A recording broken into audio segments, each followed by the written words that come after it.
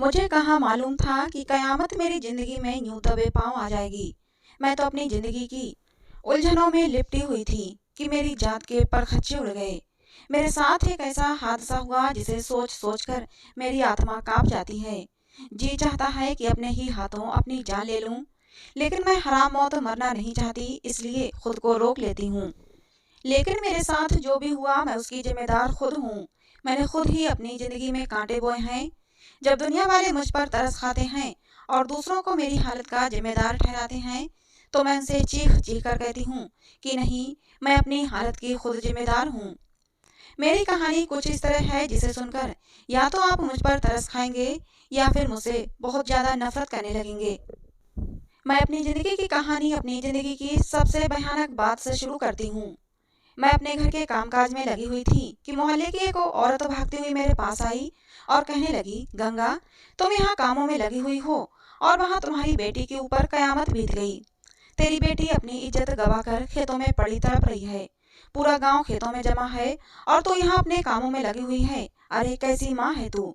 झाड़ू छूटकर मेरे हाथ से गिर गया था और मेरे दिमाग में एक ही बात हथौड़े की तरह लग रही थी, कैसी माँ है तू।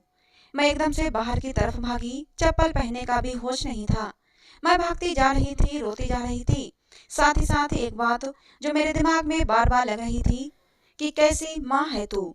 तू झाड़ू लगाती रही और तेरे हाथ भी ना कांपे, तेरे दिल की धड़कनें तेज ना हुई, तेरी बेटी पर कयामत बीत गई और तुझे कुछ भी महसूस नहीं हुआ। हे भगवान, मेरे दिल की धड़कनें थम क्यों नहीं गईं। मैंने तो सुन रखा है जब औलाद पर मुसीबत आती है तो मरी हुई माँ की भी आत्मा तड़प उठती है। फिर मुझे कुछ बुरा होने का एहसास क्यों नहीं हुआ। मैं रोती चीखती बिना चप्पल पाँव में डाले तेजी से भागते हुए खेतों में जा पहुंची। भीड़ को दोनों हाथों से चीरती हुई मैं उस जगह जा पहुंची जहां मेरी बेटी लुटी पिटी सी पड़ी थी। वो बहुत ज्यादा घबराई हुई थी। मुझे देखते ही उसकी आंखों में एक साथ कई सवाल उठ रहे थे, जिसमें पहला सवाल जो मुझे नजर आया वो ये था कि माँ, जब मेरे ऊपर ये कयामत बीत रही थी तो तुम कहाँ थी, तुमने मुझे क्यों नहीं बचाया। मैं तड़प कर अपनी बेटी के पास गई। वो मेरे सीने से लिपट कर रोने लगी। मैंने कहा, बता नैना, तेरे साथ ये सब किसने किया। लेकिन मेरी बेटी क्या जवाब देती, वो तो पागल थी। उस दरिंदे को ये भी तरस न आया कि वो पागल है, उसे तो अपना ही होश नहीं रहता था। मैं उसे झिझोड़ झिझोड़ कर पूछ रही थी कि बता नैना, बोलती क्यों नहीं, ये जुर्म तेरे साथ किसने किया। लेकिन वो बस रोए जा रही थी और घबरा घबरा कर कह रही थी, मुझे बचा लो, मुझे बचा लो। तभी मोहल्ले की एक औरत ने नैना का दुपट्टा उसे उड़ा दिया और मुझसे कहा, गंगा, इसे अपने साथ घर ले जा। मैंने नैना को उठाया और अपने साथ लगाए हुए धीरे धीरे घर की तरफ बढ़ने लगी, लेकिन जैसे मेरे पैरों में जान ही नहीं थी। किसी तरह खुद को घसीटती हुई घर की तरफ चली जा रही थी। रास्ते भर मैं उस दरिंदे को कोसती आई थी जिसने मेरी बेटी के पागलपन का फायदा उठाया, और भगवान से दुआ कर रही थी कि हे भगवान, तो उस दरिंदे को छोड़ना मत, उसे ऐसी सजा देना जो उसकी 7 नस्लें भी याद करें। मैं घर पहुंची तो नैना के पिता सुधीर भी उस समय तक घर आ चुके थे। पहले ही उन्हें यह खबर किसी ने दे दी थी। वो हक्का बक्का सा सिर पकड़े बैठा था। मुझे और नैना को देखते ही तड़प कर बोला, मेरी बेटी के साथ ये किसने किया। मेरी तो किसी के साथ दुश्मनी भी नहीं है। मैंने कहा, सुधीर, लोग ये दुश्मनी में नहीं करते, बल्कि कुछ कमजोर नफ्स के लोग होते हैं जो अपनी हवस मिटाने के लिए ये गंदा काम करते हैं। मेरी बेटी नैना चारपाई पर बैठी कांप रही थी। तभी जोर से दरवाजा खुला और मेरी सास दौड़ती हुई अंदर आई। उसे भी ये खबर मिल चुकी थी। वो अपनी बेटी से मिलने दूसरे गांव गई हुई थी, आज ही वापस लौटी थी। चीखती चिल्लाती मेरी तरफ बढ़ी, बेहया औरत, बेगैरत औरत, जब तेरी बेटी पर ये जुल्म हो रहा था तो तू कहाँ थी। ऐसे कौन से काम थे जो तू कर रही थी। क्यों अपनी बेटी का ख्याल नहीं रख पाई। जब मैं होती थी तो उसे अपनी आंखों से हटने नहीं देती थी। मेरी सास मेरे पति के सामने ही जोर जोर से चिल्ला रही थी, मेरे पति को भड़काने का काम कर रही थी। मेरी बेटी के साथ जो भी हुआ था, मुझसे ज्यादा दुखी कौन हो सकता था। लेकिन अब इस बात का जिम्मेदार मुझे ही ठहराया जा रहा था। मेरा पति तो वैसे ही शक्की मिजाज था। मेरी सास उसे और भड़काने का काम कर रही थी। हम गांव के अनपढ़ लोग थे, हमें कहाँ पता था कि ऐसे मामले में पहले लड़की को अस्पताल ले जाया जाता है, उसकी जांच कराई जाती है, केस फाइल कराया जाता है और मुजरिम के खिलाफ रिपोर्ट दर्ज कराई जाती है। मैंने अपने पति से कहा कि सुधीर, इस घटना को सुबह पंचायत में रखना। मेरा पति सुधीर, उसने हामी भली, वो वहीं सर पकड़े बैठा था। मैंने नैना को अंदर कमरे में ले गई। वो अब तक कांप रही थी और रो भी रही थी। मैं उसे बार बार पूछ रही थी, बताना नैना, तेरे साथ ये गंदा काम करने वाला कौन था? लेकिन वो कोई भी जवाब नहीं दे पा रही थी। वो भला जवाब देती भी कैसे? वो तो पागल थी। उसे तो खुद अपना ही होश नहीं रहता था। सुबह हुई तो सुधीर नैना को पंचायत ले जाने के लिए तैयार हुए। मैंने नैना को एक काली चादर उड़ा दी और खुद भी नैना के साथ चल पड़ी। मेरी सास भी मेरे साथ हो गई। पंचायत में सरपंच ने नैना को अपने पास बुलाया। प्यार से उसके सर पर हाथ फेरते हुए बोले, बताओ बेटा, तुम्हारे साथ ये गंदा काम किसने किया हुआ था? सारी बातें बताओ। नैना बोली, मैं तो खेलते खेलते खेतों की तरफ चली गई थी पापा को देखने के लिए, लेकिन वहाँ पापा नहीं थे। फिर एक गंदे से अंकल ने मुझे बहुत मारा। इतना कहते कहते नैना फिर से रोने लगी। सरपंच बोले, नैना बेटा, क्या तुम उस गंदे अंकल को पहचान सकती हो जिसने तुम्हें मारा? नैना ने हाँ में सर हिला दिया। सरपंच जी ने पंचायत में आए लोगों को नैना से मिलवाया। एक एक करके नैना को सबके सामने लाया गया, लेकिन उनमें से कोई भी इंसान ऐसा नहीं था जिस पर नैना उंगली उठाती। फिर 2 दिन तक सरपंच जी गांव के लोगों से नैना को मिलवाते रहे, लेकिन नैना किसी को भी पहचान नहीं पा रही थी कि किसने उसके साथ ये जुल्म किया है। फिर सरपंच जी ने इस मामले को रफा दफा कर दिया। मैंने भी इस मामले को अपने भगवान के ऊपर छोड़ दिया। अपनी बेटी का ख्याल रखने लगी। वो भी डरी सहमी सी रहती थी। मैं उसे डर से निकालने की कोशिश करती थी। फिर मुझे पता चला कि मेरी बेटी पेट से हो चुकी है। जैसे ही ये खबर मुझे पता चली, मेरे सर पर आसमान गिर पड़ा। मैं सकते में आ गई। ये सब क्यों हुआ? ये सब नहीं होना चाहिए था। भगवान, मेरी बेटी तो पागल है। वो खुद को नहीं संभाल सकती, फिर इस बच्चे को कैसे संभालेगी? मैं ये बात अपनी सास से छुपाना चाहती थी, लेकिन दाई ने ये बात मेरी सास को बता दी। फिर वही हुआ जिसका मुझे डर था। मेरी सास किसी सांड की तरह अंदर आई और मेरे ऊपर पिल पड़ी। मुझे मारने पीटने लगी, कोसने लगी। बेहया औरत, तू अपनी बेटी का ध्यान नहीं रख पाई। फिर मेरे पति से बोली, सुधीर, तू अभी के अभी इस बेगैरत औरत को तलाक दे दे।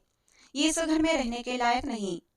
मेरा पति ये सब कुछ देख रहा था, लेकिन बुत बने खड़े थे। माँ की बात सुनकर बोले, माँ जी, इस मामले को यहीं रफा दफा कर दो। मैं वैसे भी बहुत ज्यादा परेशान हूँ। अगर मुझे और ज्यादा परेशान किया गया तो सच कहता हूँ, छत से कूद कर जान दे दूंगा। मेरी सास अपने इकलौते बेटे से बहुत प्यार करती थी। आत्महत्या की धमकी सुनकर वो डर गई और चुप हो गई। दिन यूं ही गुजरते जा रहे थे कि एक दिन गांव के पंडित जी हमारे घर आए। कहने लगे, मैं सुधीर से मिलने आया हूँ। जब से नैना के साथ यह हादसा हुआ था, सुधीर ज्यादातर घर में ही रहते थे, बाहर बहुत कम निकलते थे। मैंने सुधीर से जाकर कहा कि पंडित जी तुमसे मिलना चाहते हैं। मेरी बात सुनकर सुधीर बोले, आखिर पंडित जी को मुझसे क्या काम है? मैंने कहा, मुझे नहीं पता, आकर बात कर लो। पंडित जी को मैंने बाहर आंगन में ही बिठा लिया था। सुधीर आकर पंडित जी के पास बैठ गए। फिर पंडित जी बोले, सुधीर, नैना मेरी भी बेटी है। नैना के साथ जो भी हुआ उसे सुनकर मुझे बहुत ज्यादा दुख हुआ। पंडित जी की बात सुनकर सुधीर फूट फूट कर रोने लगे। नैना के साथ जब से ये वाकया हुआ था, मैंने सुधीर को इस तरह रोते नहीं देखा था।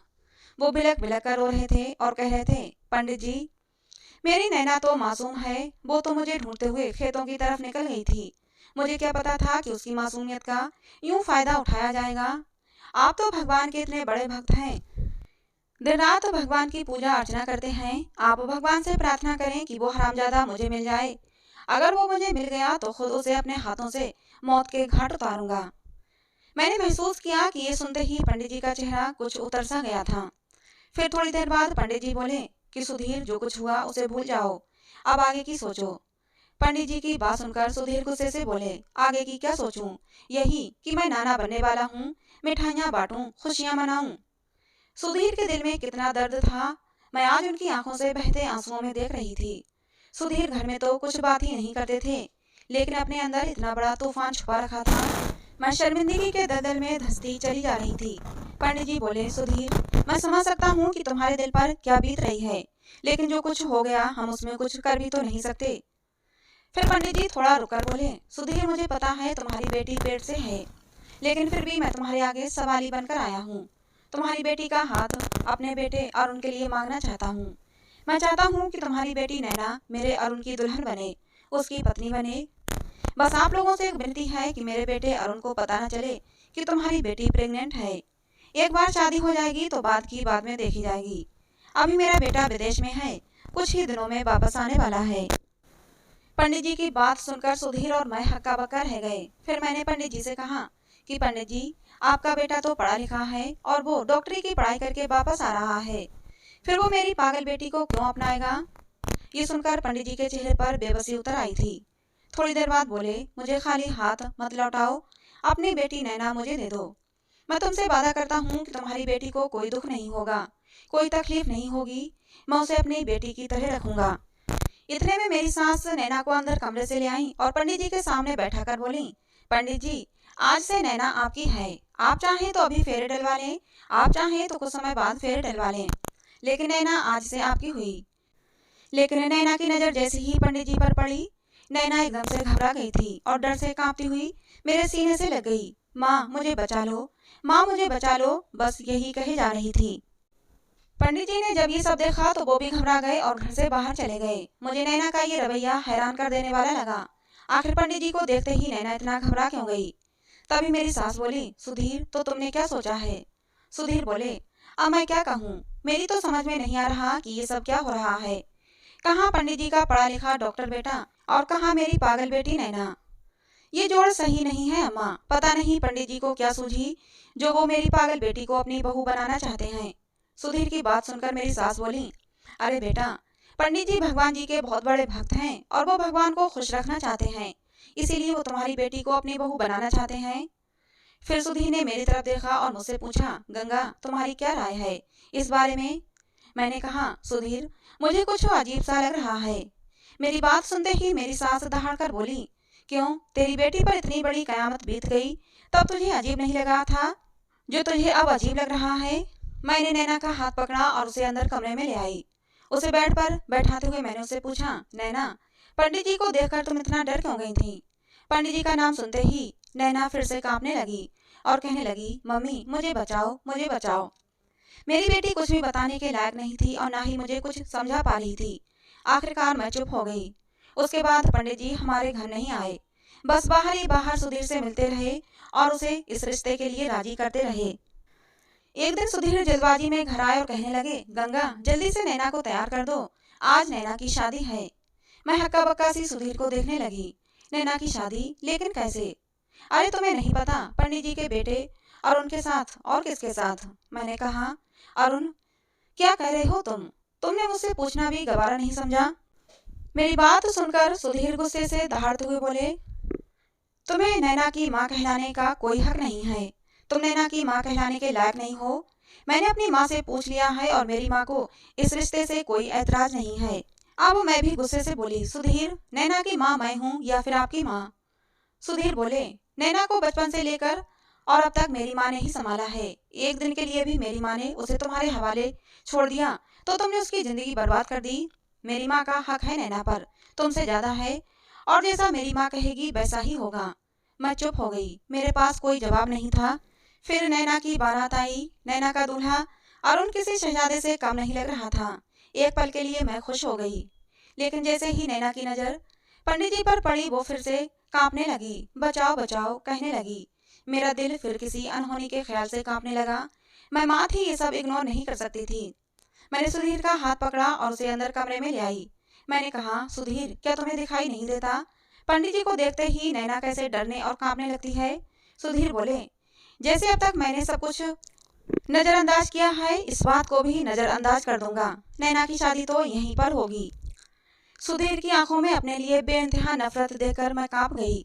अब मैं मजबूर हो गई थी और मजबूर होकर मैंने चुप साध ली। मेरी बेटी नैना डरती रोती सहमती हुई सी और उनकी दुल्हन बनकर और उनके घर चली गई। मेरे लिए नैना का दुख क्या कम दुख था जो मैं सुधीर की नफरत झेलती। मैं अंदर से टूट चुकी थी।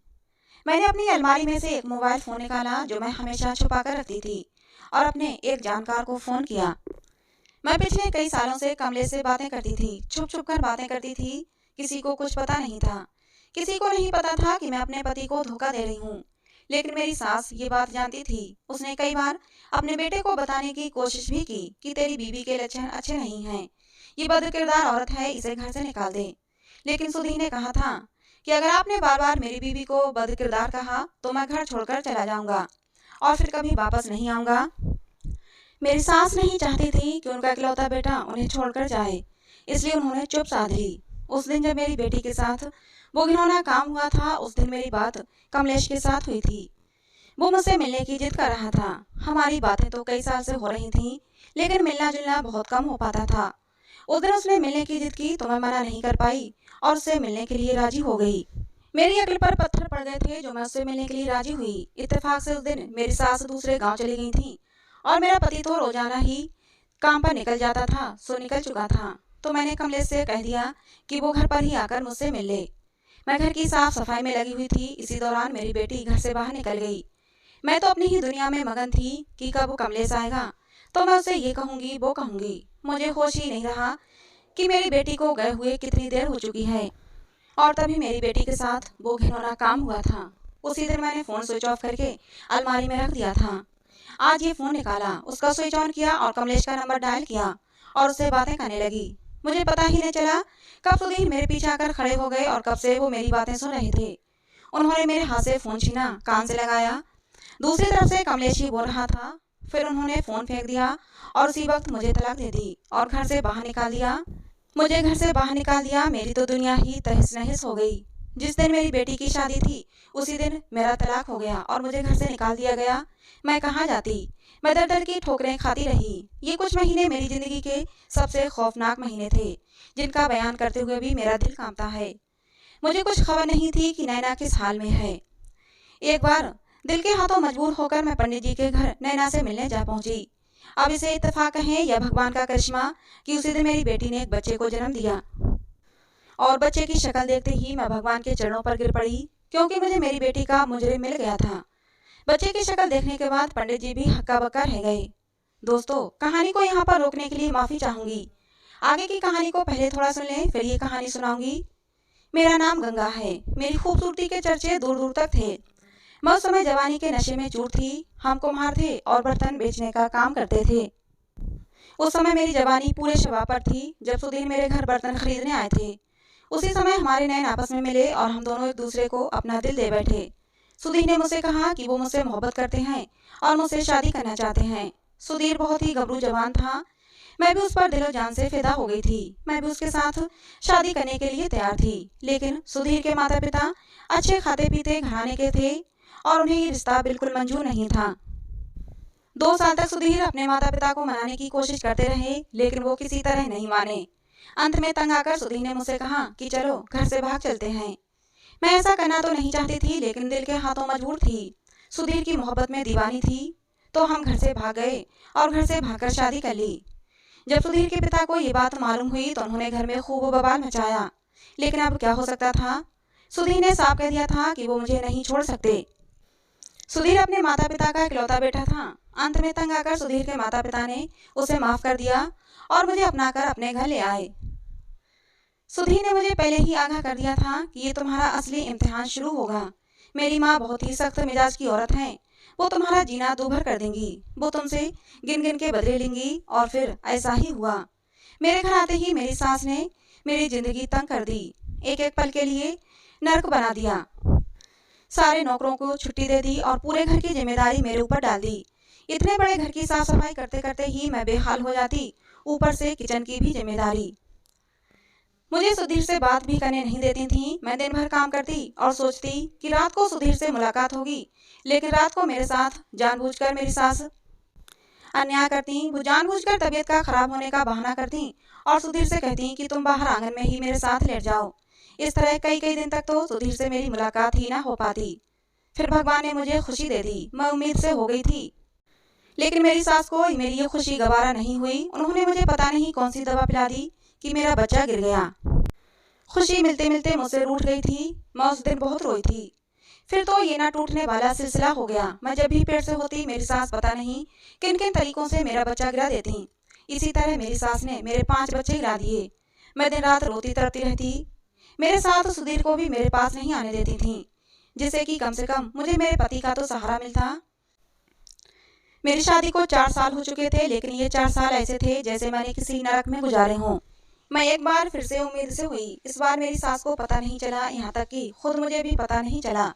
जब पेट थोड़ा सा बाहर आया तब मेरी सास हक्का बक्का रह गई, क्योंकि मेरी सास ने तो मेरे पति के कान भरना शुरू कर दिए थे। कि ये बांझ औरत है, ये तुझे बच्चा नहीं दे सकती, इसे तलाक दे दे और घर से बाहर निकाल दे। मगर मेरे पति ने उस समय मेरा साथ नहीं छोड़ा था। खैर, इस बार जब मैं पेट से हुई तो मैं बहुत खुश थी। मेरी सास भी अब चाहकर भी कुछ नहीं कर पाई। उन्होंने लाख जतन किए लेकिन मेरे बच्चे को गिरा नहीं पाई।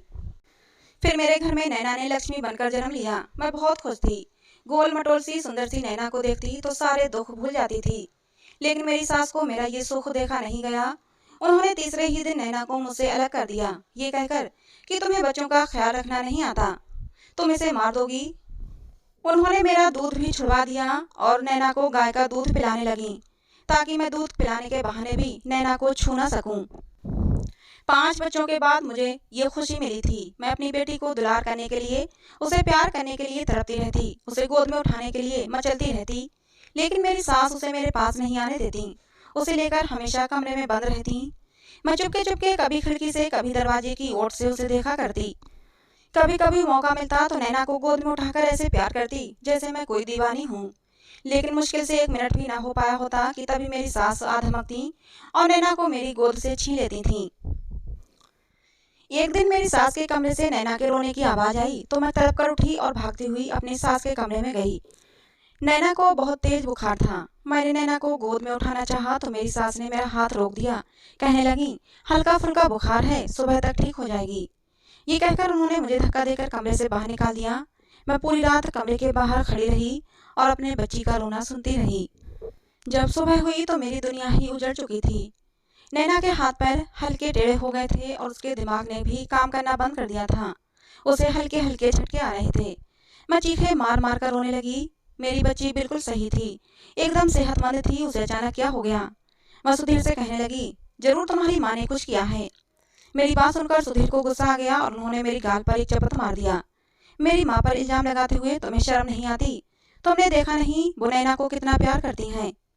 मेरी सास मुझसे कहने लगी, मुझ पर इल्जाम लगाने लगी। कहती है, तूने ही पागल बेटी को जन्म दिया है। धीरे धीरे मेरे और सुधीर के बीच दूरियां आने लगी।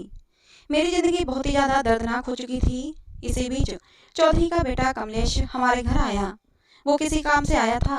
घर में किसी को न देखकर वो मुझसे कहने लगा, गंगा, मैंने सुना है तुम्हारी सास तुम पर बहुत जुल्म करती है। उसके इतना कहते ही मैं फफक फफक कर रोने लगी और मैंने उसे अपनी सारी कहानी सुना दी। कमलेश ने फोन मेरी तरफ बढ़ाते हुए कहा, इसे अपने पास रखो, जब भी तुम्हारी सास तुम्हें परेशान करे तो मुझे फोन कर लेना। मैंने ये सोचकर वो फोन हाथ में ले लिया कि चौधरी का बेटा है, हो सकता है मेरी कुछ मदद कर सके। अब जब जब भी मेरी सास मुझे तंग करती मैं कमलेश को फोन कर लेती। कमलेश ने मेरी कोई मदद तो नहीं की, लेकिन हाँ, उससे बात करके मेरे दिल का बोझ कुछ हल्का हो जाता था।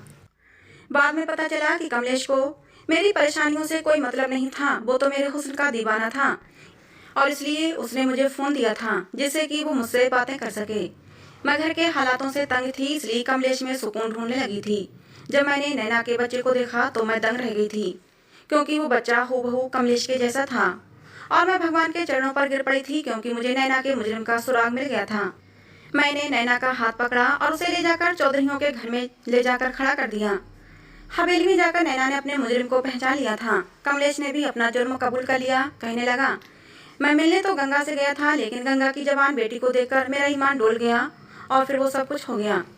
मेरे सिर पर आसमान गिर पड़ा था, यानी कि मेरी मासूम बच्ची पर जो कयामत आई थी उसकी बदकिरदार माँ की वजह से आई थी। मुझे अपने आप से ही घिन आ रही थी। पंडित जी भी फूट फूट कर रो रहे थे। कहने लगे, उस वक्त जब नैना पर कयामत गुजरी थी तो मैं भगवान की आरती करने जा रहा था। भगवान की आरती का समय हो रहा था। नैना ने मुझे आवाज दी थी कि बचाओ बचाओ। मैंने उसकी आवाज भी सुनी थी, लेकिन फिर मैंने सोचा कि ये तो पागल है, ऐसे ही चिल्ला रही होगी। फिर मैं वहां से चला गया। नैना पंडित जी को देखकर इसलिए डर जाती थी और इसलिए बचाओ बचाओ कहती थी, क्योंकि वो पहले भी पंडित जी को देखकर बचाओ बचाओ कह चुकी थी और पंडित जी को देखते ही उसे वो दर्दनाक घटना याद आ जाती थी।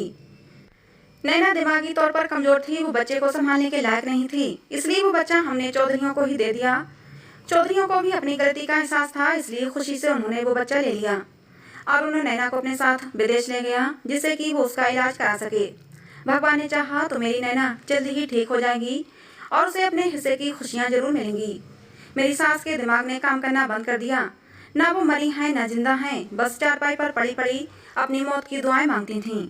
मैं शहर के एक वृद्ध आश्रम में रहती हूँ और अपनी जिंदगी की आखिरी दिन काट रही हूँ और भगवान से दुआ करती हूँ कि मुझे जल्द से जल्द मौत दे दे, जिससे कि मैं ऐसी गंदी जिंदगी से छुटकारा पा सकूँ जिसमें मैं अपनी बेटी को बलि चढ़ा दिया था। मैंने अपनी कहानी आप लोगों को सुना दी है। अब आप ही फैसला कीजिए कि मैं नफरत के लायक हूँ या फिर तरस खाने के लायक। तो दोस्तों, आपको हमारी ये कहानी कैसी लगी कमेंट बॉक्स में जरूर बताना। पसंद आई हो तो प्लीज़ लाइक करना। ऐसी और कहानियों के लिए हमारे चैनल को सब्सक्राइब करना।